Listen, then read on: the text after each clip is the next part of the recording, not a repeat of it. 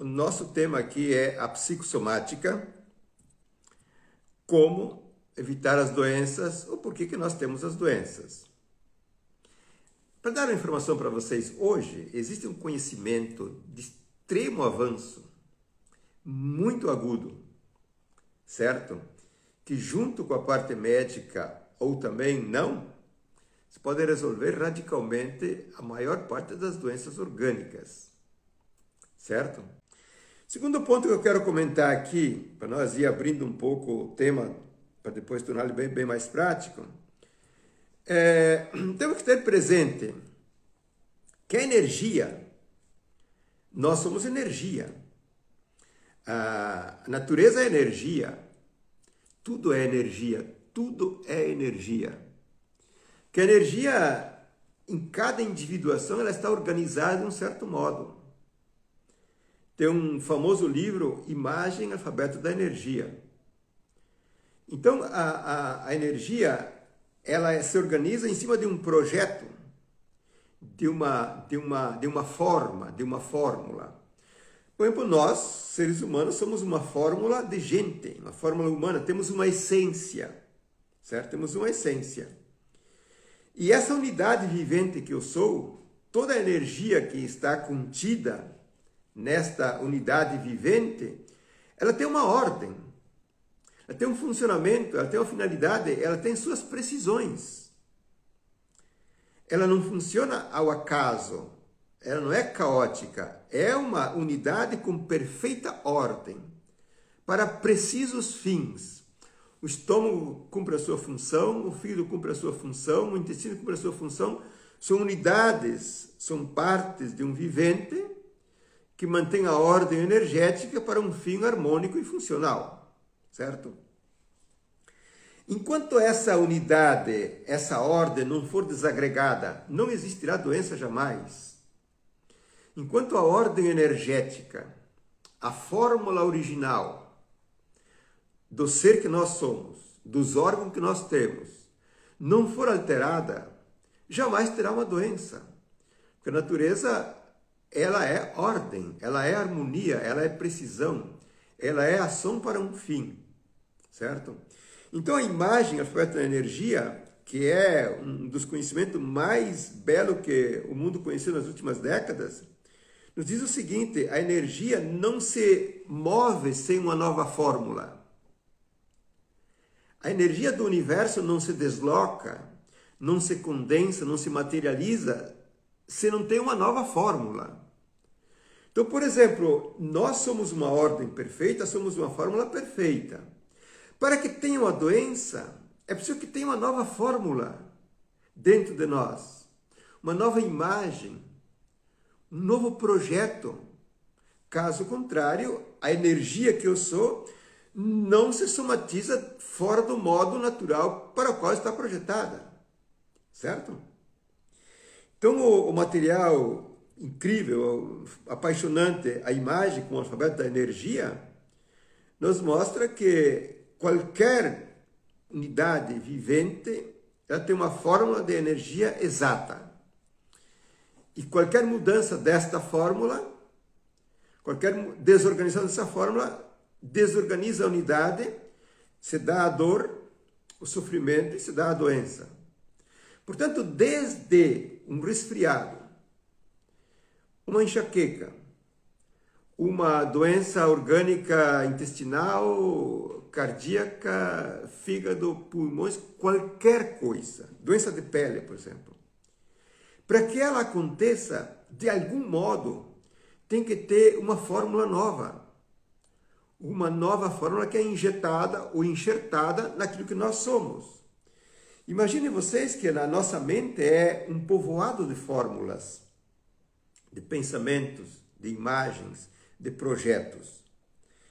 E esses projetos que estão dentro de nós, nosso inconsciente, são fórmulas, oxalá que fossem fórmulas funcionais à nossa saúde, ao nosso crescimento, ao nosso bem-estar, mas nem sempre é assim. Então nós temos fórmulas internas depositadas que elas são latentes, que a qualquer momento ela pode estourar e virar doença, certo? Porque não existe a doença se de algum modo, com a minha atitude, com o meu comportamento, com o meu pensamento, com as minhas emoções, ou que deixei os outros desorganizarem, tenham desorganizado a minha ordem exata. Não existe isso, certo? Então, sair da ordem que nós somos, o que não é fácil mantê-la, tem que ter conhecimento, tem que ter sensibilidade, tem que ter cultura, tem que ter formação. Sair da ordem perfeita que nós somos, a qualquer instante se dá a dor, se dá a doença, certo? E eu quero demonstrar para vocês a correlação entre a doença orgânica, projeto mental, investimento emocional e comportamento, área comportamental, certo? Porque é plenamente possível, é um desafio nós vivermos cada vez mais aperfeiçoando o nosso ser, a nossa unidade vivente e distanciar cada vez mais a possibilidade das doenças. Isso é possível. Por exemplo, eu estudo meus clientes, mas estudo profundamente a mim mesmo. Eu tive problema, dificuldade ao longo da minha vida. Não tive grandes doenças orgânicas, na verdade. Mas estudando depois ou durante, a gente vai se dando conta de como é uma conexão exata entre um mundo emocional, um mundo mental, um mundo comportamental com a reação orgânica, com a doença. Então, veja que nós temos um livro junto conosco, que é o nosso organismo, o nosso mundo emocional, o nosso mundo mental, um livro onde está escrito tudo. E nós podemos aprender a ler esse livro, nem que demore. A meta é que se consiga cada vez saber mais. Então, vocês observem, para pontualizar bem esses 3 fatores que eu coloquei. O mundo mental, o projeto mental, o mundo psíquico, psicossomática, a mente formula conceitos, projetos, fórmulas, certo? Imagens.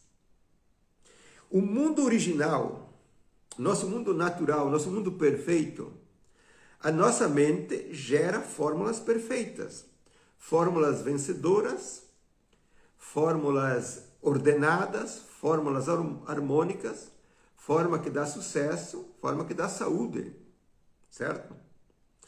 Agora, a nossa mente bombardeada pela nossa infância, pelas nossas repressões, pelo nosso convívio social, pelo nosso convívio familiar, com o convívio com a moral, com os costumes, a nossa mente, o nosso processo mental, bombardeado, inserido continuamente num contínuo processo informático que altera a minha mente. Então nós temos conceitos mentais, fórmulas de pensamento, modos de pensar, convicções que são absolutas e que são doentias, certo? Então nós armazenamos na nossa mente conceitos, projetos, planos mentais, fórmulas que eu as vivo como se fossem perfeitas, as defendo com unha e dente, porque elas já são enxertadas, já são implantadas, e eu as tomo como se fossem verdadeiras, e eu, na verdade, da fórmula mental, eu posso ter uma exigência. Eu quero assim, eu penso assim, eu gosto assim, eu faço assim. Quer dizer, da fórmula mental se dá um desejo, uma necessidade, uma vontade, uma determinação de fazer de um certo modo. Isto é, eu invisto esse processo mental, certo ou errado, de emoções, de sentimentos.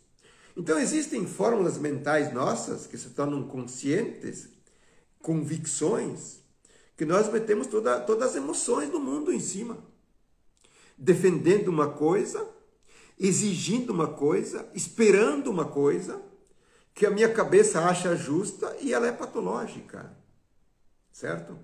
Então vocês observem que dessa parafernália mental de imagens aos montes, enxertadas, implantadas, que transitam, e esse universo emocional, que ele passa a ser uma exigência, um desejo, uma vontade, vem como consequência terceira um comportamento, um processo comportamental. Então eu opero aquele conceito, eu opero aquele desejo, aquela emoção, aquele sentimento por uma pessoa, sentimento por um ambiente, sentimento por um grupo, sentimento por um desejo. Eu, na verdade, operacionalizo uma coisa com o meu comportamento, com as minhas escolhas, com as minhas atitudes, que elas são contra a ordem natural que eu descrevi antes. Certo?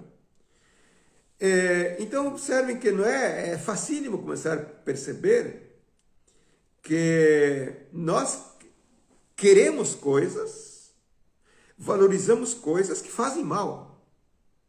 Porque nós já temos no conceito que aquela coisa é sagrada, é certa, é boa, é tudo. Então nós queremos uma relação pelos nossos estereótipos, pelos nossos complexos. Queremos um amor pela nossa paixão, pelos nossos complexos, pela nossa ideologia, pela nossa religiosidade. Queremos um negócio, queremos um trabalho.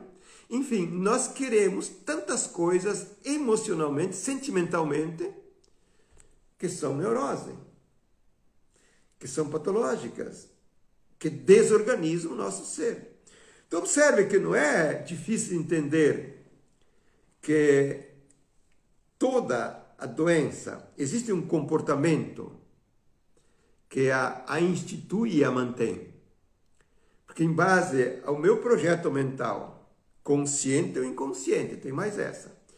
Em base ao meu mundo emocional que eu valorizo, que eu sacralizo, em base às minhas escolhas comportamentais, eu dou a cadência à saúde ou à doença. Certo? No fundo, a doença, gente, é um prato cheio de ignorância. Ok? Eu vou aprofundar um pouquinho mais isso aqui, ó. Por exemplo, existem gostos que nós temos, gostos que não são genuínos. Gostos que nós aprendemos da infância, da mãe, do pai, do avô, da avó, da professora. Gostos, predileções, exigências, necessidades, que nós podemos praticá-las a vida inteira. Mas esse gosto, que é uma motivação anômala, se eu pratico continuamente, o que ele provoca na minha unidade vivente? Digamos que você tem um hábito alimentar inadequado, mas você aprendeu a gostar de certas comidas, que é coisa muito comum, sem jamais questionar e sem você consultar o que o teu estômago diz, o que o teu intestino diz, o que a tua dor de cabeça diz, o que a tua pele diz. Nós temos hábitos alimentares, para pegar um campo, que é de extrema importância fazer uma verificação mais profunda, primeiro do que de fato, no fundo, eu gosto por natureza, não por estereótipo, por hábito. O que de fato que eu gosto? 1 milhão de alimentos nós descartamos sem fazer uma verificação. Então, digamos que eu como por estereótipo, como por hábito, como de modo exagerado. Esse hábito, até prazeroso, certo? Ele vai me levar a doenças orgânicas. Fígado, intestino, pâncreas, o que você quiser, certo? Então, é um comportamento, é uma exigência, que no fundo é uma solicitação, é uma motivação estranha, e que eu valorizo muito e que eu vivo ela como uma verdade absoluta, que me faz mal. Se tomar, por exemplo, o mundo relacional, certo?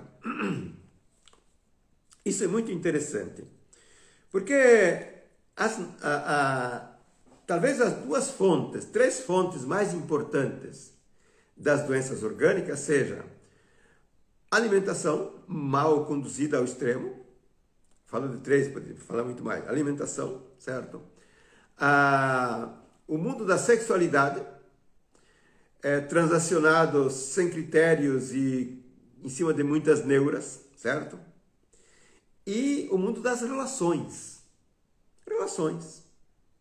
Então, por exemplo, existem tantas relações que o meu íntimo não digere, que o meu estômago não digere, que a minha pele não digere, que não metaboliza.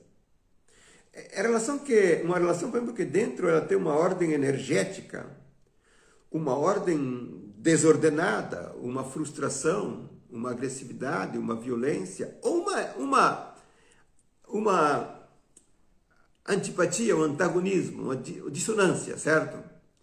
Então tem muitas relações que a gente tem elas como sagradas, como fantásticas, parentais ou não parentais, que são mantidas sem uma verificação mais profunda. Então, por exemplo, as doenças de pele, todas, se fizer uma avaliação mais profunda, já se sabe, e está perfeitamente descrito nessa obra aqui, todo o fundamento, doença de pele é uma doença relacional. E é fácil resolver o problema da doença de pele, até doenças mais graves de pele. Só que existe uma exigência do doente a estar com certos tipos de pessoas, com certo tipo de piedade, com certo tipo de submissão, com certo tipo de agressividade. Ele tem a necessidade de ficar com certo tipo de doença que são antitéticas, são antagônicas à harmonia das partes e, sobretudo, à harmonia do doente. Então, uma das relações... Deixa eu tomar outra questão de um sintoma que é um clássico muito grande e eu falo com frequência, as doenças estomacais, as gastrites, certo? As úlceras gástricas, etc. Então, existe, na verdade, ainda, infelizmente, uma grande dissociação daquilo que a medicina trata e pensa daquilo que é a realidade dos fatos. Não é que a medicina tenha que ser responsabilizada, a medicina cuida da parte material. Mas nós somos mente e corpo. Uma humanidade ilimórfica, como diz os gregos. Mente e matéria, corpo e alma, certo? Então, nesse universo das relações, com quem você se alimenta é importantíssimo. Junto com quem continuamente você se alimenta. Observe, é uma exigência de estar lá? Ou eu me submeto a certas coisas que o meu mundo não digere? Claro, às vezes são ambientes amistosos, às vezes são ambientes profissionais, às vezes são ambientes familiares, e a consequência de manter-se de um modo desavisado, ignorante, num mundo de uma certa sensibilidade daquela pessoa, sem conhecimento, sem uma atitude adequada, o organismo cobra a conta. E altera o mundo do suco gástrico, altera o mundo bioquímico, altera as coisas e altera a função de um órgão e depois altera o órgão, certo? Então, veja que se eu começo a prestar atenção, por exemplo, do meu comportamento do ato alimentar, e estudo os alimentos que dão uma resposta realmente satisfatória, que não é a minha cabeça que é o critério, é o organismo que é o critério. Eu começo a estudar os alimentos com a ajuda de um médico, com a ajuda de um nutricionista, com a minha inteligência, e eu começo a descobrir que eu posso abolir N sintomas e doenças. Mas tenho que fazer essa revisão crítica e muito séria.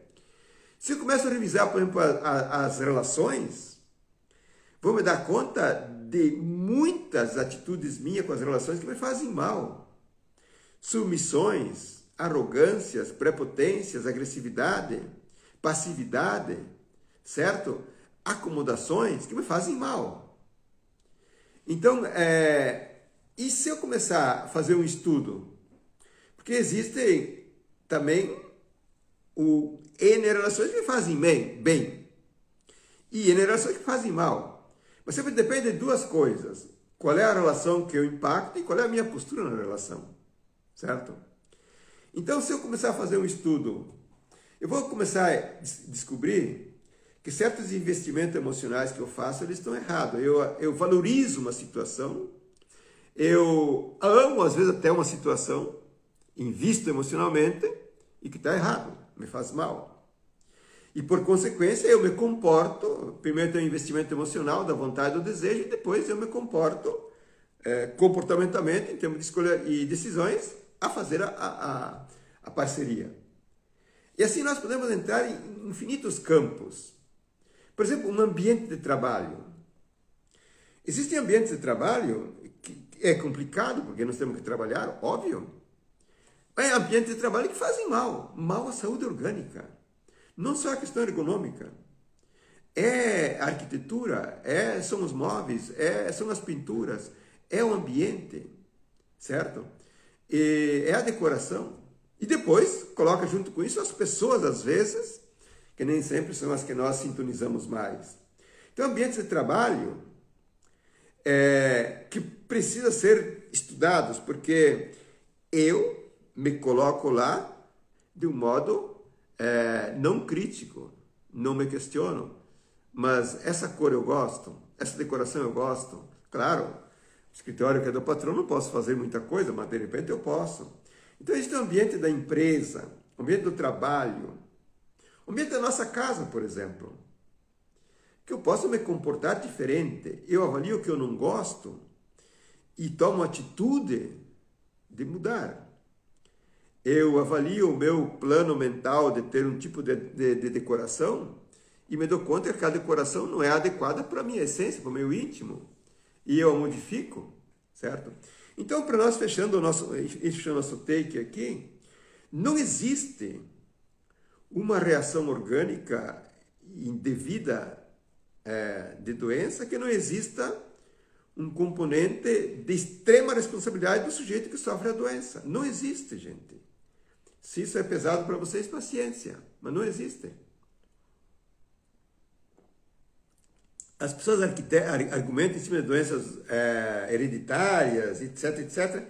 Não entro nesse mérito hoje, certo? Mas eu digo assim que qualquer tipo de doença orgânica, estamos falando dessas hoje, ela tem a assinatura do próprio sujeito. De algum modo, tem a assinatura do próprio sujeito, que ele deu ok, que ele se comporta, que ele concorda, que ele aceita, que ele se submete, que ele faz o que não deve, escolhe o que não deve, fica onde não deve, compra o que não deve, ele se comporta de um modo tal que ele se faz mal, certo?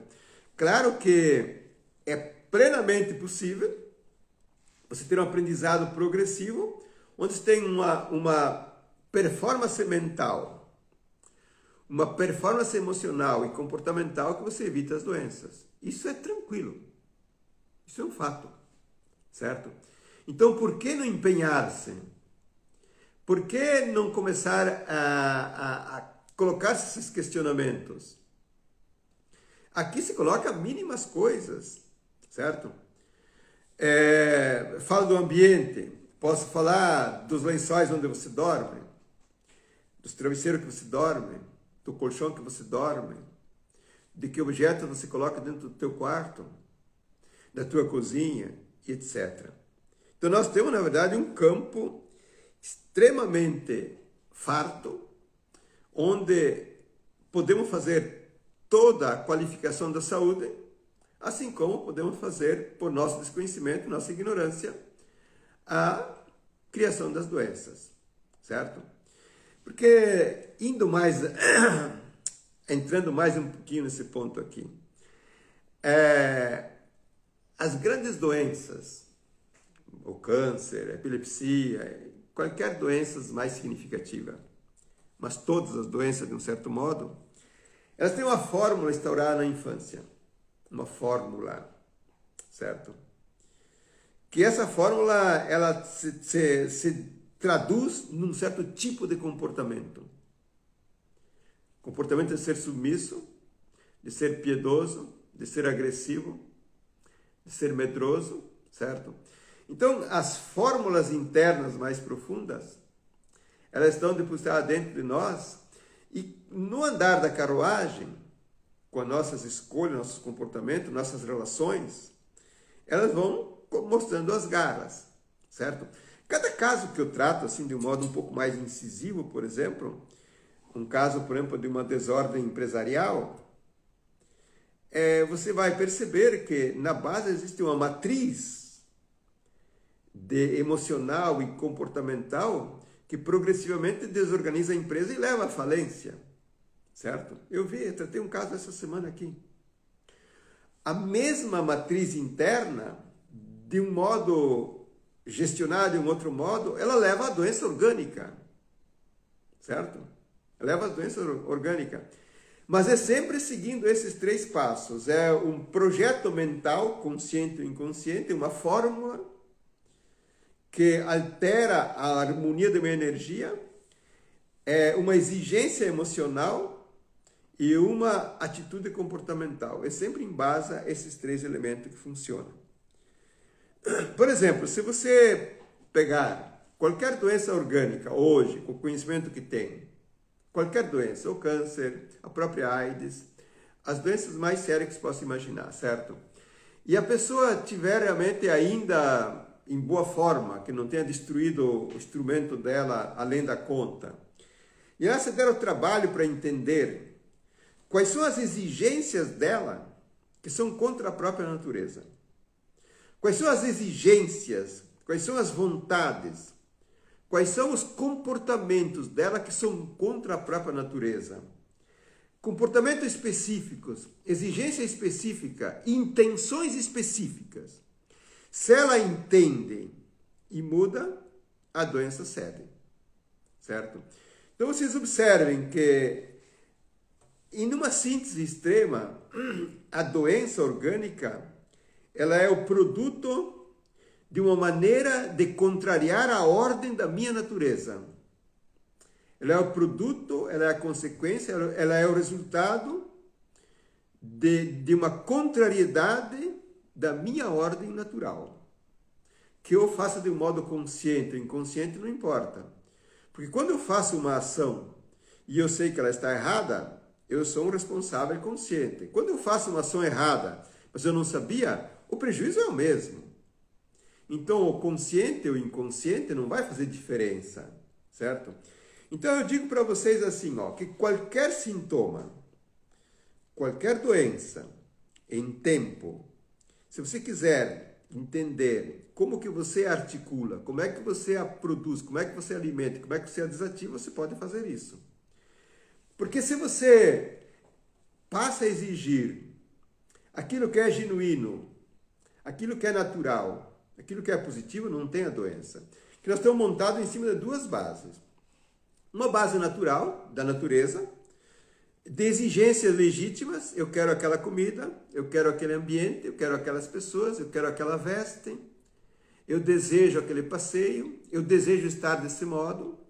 São desejos, vontades naturais da nossa essência legítima, que se eu me comporto em conformidade a esse desejo, a saúde é 10, é 1000, certo?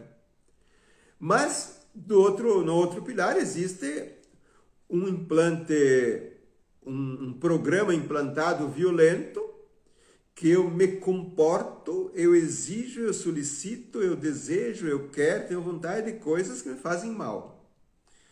Então, a grande saída e a grande chegada de ter uma saúde perfeita, progressivamente, por falar de saúde perfeita, plena e de longevidade, é um trabalho onde te coloca cada vez mais você em conformidade com a tua natureza. Ou seja, os meus planos mentais, os meus investimentos emocionais e as minhas decisões comportamentais, elas têm que responder à minha natureza e não aos meus estereótipos.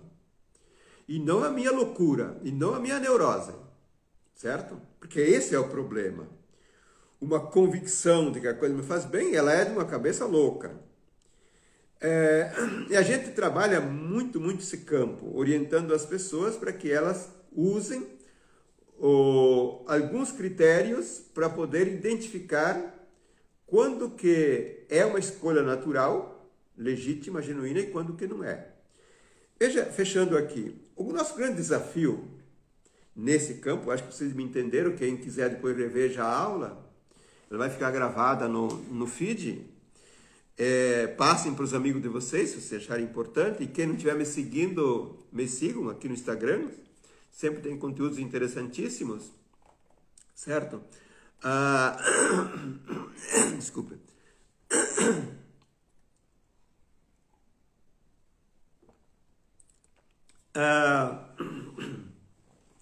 Fechando aqui, repetindo uma coisa antes. Orientando as pessoas, desenvolvendo pessoas, elas precisam encontrar um critério. Qual é o critério que você vai usar?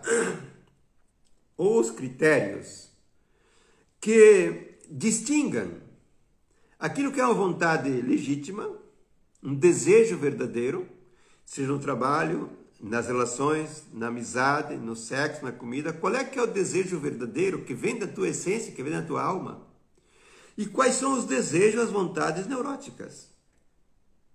Quer dizer, a grande cartada é estudar critérios que me discriminem, que me distinga, que me identifiquem.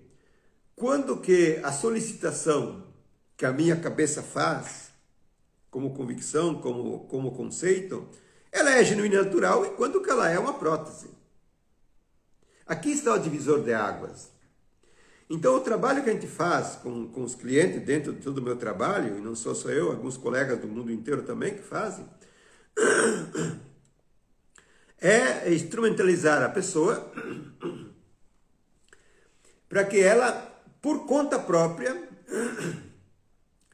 ela aprenda, minha garganta está ruim, ela desenvolva a habilidade, o conhecimento, critérios, que pode dizer, isso sim é saudável, isso não é saudável.